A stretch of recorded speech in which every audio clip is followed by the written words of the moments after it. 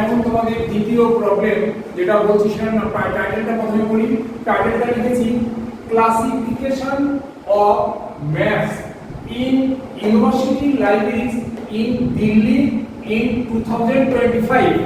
তাহলে এখানে আমি লাইব্রেরি সায়েন্সের প্রবলেমে দিয়েছি একটা কমপ্লিট যে ক্লাসিফিকেশন করেছি। এখানে আগেটা যেমন সার্কুলেট করছিলাম বই ইস্যু রিটার্ন, এখানে বইটা ক্লাসিফিকেশন নাম্বার তৈরি করছি।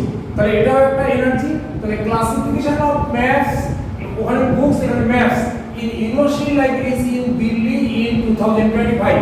তাহলে আমরা পেন্স অনুযায়ী টাইম লিখবো 2025, স্পেস লিখবো দিল্লি, এনার্জি লিখবো ক্লাসিফিকেশন, ম্যাটার লিখবো ম্যাপস, পার্সোনাল লিখবো ইউনিভার্সিটি, আর লাইব্রেরি সায়েন্স হচ্ছে মেইন ক্লাস।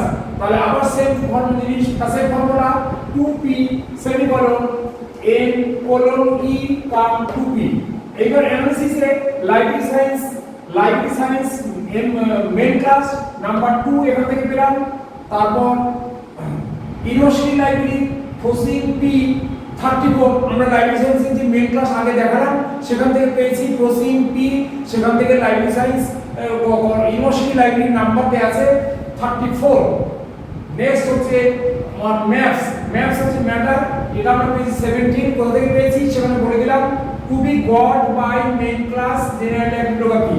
এখানে লাইব্রেরি সায়েন্সের ফসিং m, ওখানে বলা আছে যে তোমরা এই same as in phasing p to main class general bibliography, তো সেখান থেকে আমাকে নিতে হবে সেম জিনিস, সেটা আমরা নিয়ে এখানে পাশে উল্লেখ করেছি।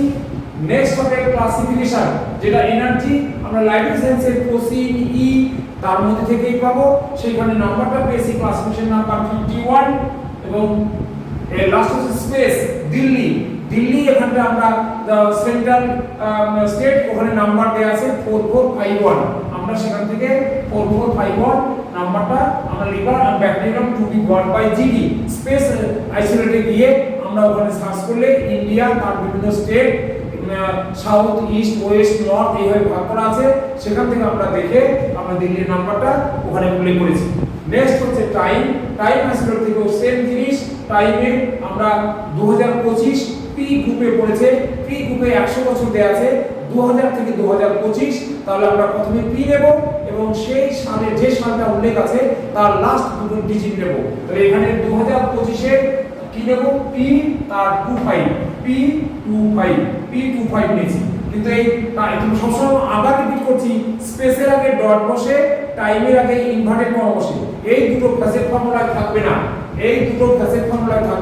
ফ্যাসেট ফর্মুলায় তিনটে থাকবে, পার্সোনালিটি, ম্যাটার, এনার্জি, এই তিনটে থাকবে।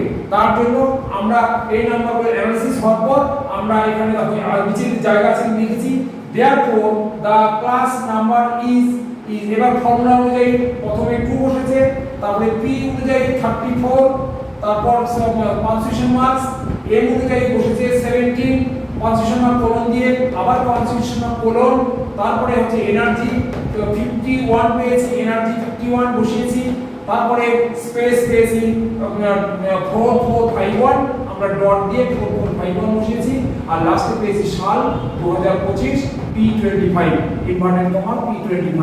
এই देयरफॉर দি ক্লাস নাম্বার যেটা হলো সেটাকে কপি পেস্ট করব অ্যানসারের জায়গায়, ক্লাস নাম্বার এখানটায় 234 সেমিকোলন 17 কোলন 51 ডট 4451 এবং ইনভার্টেড কমা P25, এটাই অ্যানসার।